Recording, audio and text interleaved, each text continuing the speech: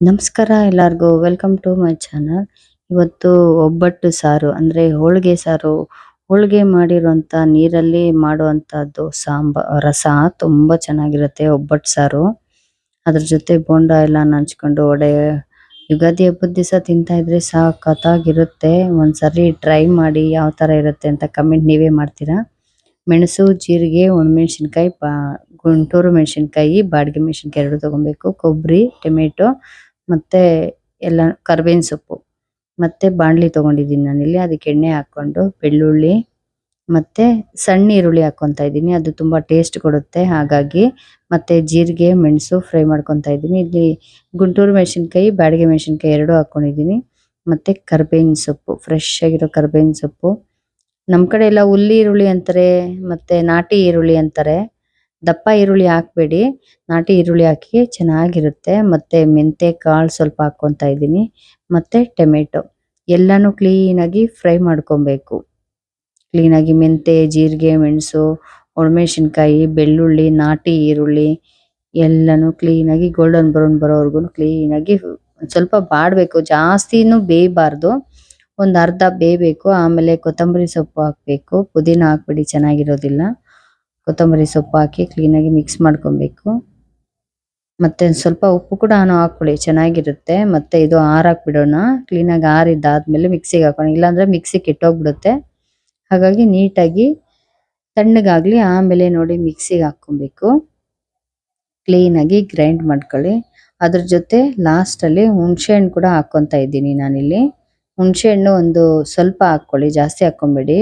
Tomato ಹಾಕಿರೋದ್ರಿಂದ ಹುಣಸೆ ಹಣ್ಣು ಸ್ವಲ್ಪ ಹಾಕೊಳ್ಳಿ.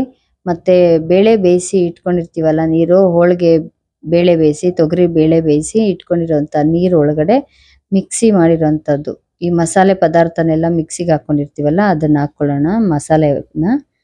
ಮತ್ತೆ ಅದೇ ಬಾಣಲಿನಲ್ಲೇನೆ ಎಣ್ಣೆ ಹಾಕೊಂಡು ಸಾಸಿವೆ, ಒಣಮೆಣಸಿನಕಾಯಿ, ಕರ್ಬೇವಿನ ಸೊಪ್ಪು ಕ್ಲೀನ್ ಆಗಿ ಫ್ರೈ ಮಾಡ್ಕೊಬೇಕು. ಕರ್ಬೇವಿನ ಸೊಪ್ಪು, ಒಣಮೆಣಸಿನಕಾಯಿ, ಇಲ್ಲಿ ಅಜ್ವಾನ ಹಾಕೊಂತ ಇದ್ದೀನಿ ನಾನು. ಅಜ್ವಾನ ಅಂದ್ರೆ ಗೊತ್ತಲ್ವಾ ನಿಮ್ಗೇನೆ, ಹಾಗಾಗಿ ಇಂಗು ಅಂತಾರೆ, ಕೆಲವೊಬ್ರು ಅಜ್ವಾನ ಅಂತಾರೆ. ಇಂಗುನ ಹಾಕೊಂತ ಇದ್ದೀನಿ ಎಣ್ಣೆನಲ್ಲೇನೆ ಕ್ಲೀನ್ ಆಗಿ. ಆಮೇಲೆ ಸಾಂಬಾರ್ ಪೌಡ್ರು ಒಂದು ಅರ್ಧ ಸ್ಪೂನು ಸಾಂಬಾರ್ ಪೌಡ್ರು ತಗೊಂಡಿದ್ದೀನಿ. ಮತ್ತೆ ಸ್ವಲ್ಪ ಅರಿಶಿಣ ಎಲ್ಲನೂ ಕ್ಲೀನಾಗಿ ಎಣ್ಣೆನಲ್ಲಿ ಬಾಡಿಸ್ಕೊಬೇಕು. ಅದಾದ್ಮೇಲೆ ಈ ಹೋಳಿಗೆ ನೀರಿನ ಜೊತೆಗೆ ಹಾಕೊಂಡಿರ್ತೀವ, ಬೇಳೆ ಬೇಯಿಸಿರೋ ನೀರು ಹೋಳಿಗೆ ಮಾಡೋದಕ್ಕೆ, ಅದನ್ನ ಹಾಕೊಬೇಕು. ಕ್ಲೀನಾಗಿ ಕುದಿಸ್ಕೊಬೇಕು. ಮತ್ತೆ ಉಪ್ಪು, ಮತ್ತೆ ಹೋಳಿಗೆದು ಹೂರ್ಣ, ಅದೇ ಏನಂತಾರೆ ಕಣಕ ಅಂತಾರಲ್ವಾ, ಅದನ್ನ ಹಾಕೊಬೇಕು. ಒಬ್ಬಟ್ಟದು ಹೂರ್ಣ ಹಾಕೊಂಡು ಒಬ್ಬಟ್ಟು ಸಾಂಬಾರು, ಹೋಳಿಗೆ ಜೊತೆ ಒಬ್ಬಟ್ಟು ಸಾಂಬಾರು ತಿಂತಾರೆ ಸಖತ್ತಾಗಿರುತ್ತೆ. ಕುದಿ ಬಂದಿದೆ ಆಲ್ರೆಡಿ ನೋಡಿ. ಕುದಿ ಬರೋವಾಗ ಕೊತ್ತಂಬರಿ ಸೊಪ್ಪು ಹಾಕ್ಬೇಕು, ತುಂಬಾ ಚೆನ್ನಾಗಿರುತ್ತೆ. ಕರ್ಬೇವಿನ ಸೊಪ್ಪು, ಕೊತ್ತಂಬರಿ ಸೊಪ್ಪು ಇದಕ್ಕೆ ಬಿದ್ರೆ ಸೂಪರ್ ಆಗಿರುತ್ತೆ ಒಬ್ಬಟ್ಟು ಸಾಂಬಾರ್ಗೆ. ನಿಮ್ಗೆ ಸ್ವೀಟ್ ಕಡಿಮೆ ಬೇಕಂದರೂ ಕಣಕ ಸ್ವಲ್ಪ ಕಡಿಮೆ ಹಾಕೊಳ್ಳಿ.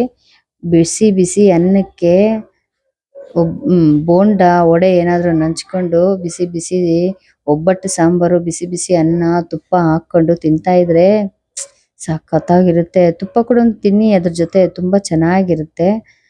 ಆಲ್ಮೋಸ್ಟ್ ನೀವು ಎಷ್ಟೇ ಹೋಳಿಗೆ ತಿಂದಿದ್ರೇನು ಎಗಟೆಲ್ಲ ಹೊರಟೋಗ್ಬಿಡುತ್ತೆ. ಟ್ರೈ ಮಾಡಿ, ಕಮೆಂಟ್ ಮಾಡೋದನ್ನ ಮರಿಬೇಡಿ, ಸಬ್ಸ್ಕ್ರೈಬ್ ಅಂತೂ ಮಾಡಲೇಬೇಕು. ಸಖತ್ತಾಗಿರುತ್ತೆ, ಟ್ರೈ ಮಾಡಿ.